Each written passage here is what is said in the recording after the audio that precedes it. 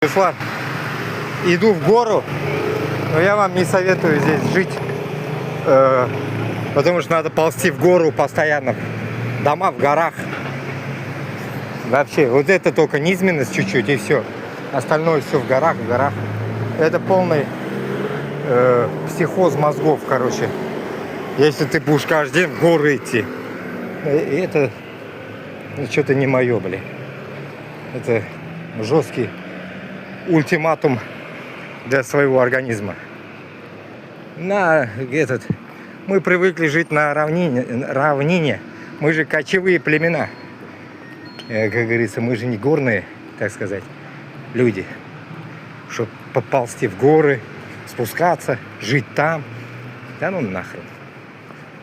У них выхода нету. 500 лет назад, 600 лет назад захватили этот остров. Вот и решили тут обосноваться. А у нас широка моя душа, как говорится. Равнина. Места полно у нас.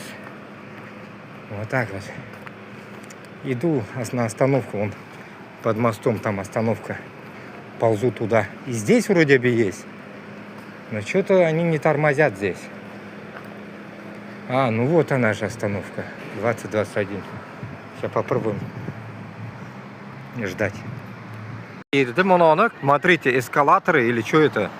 Лифты вот такие, покатушка есть. Нифига себе, я пришел вот здесь, по делам и вижу вот такие хернюшки.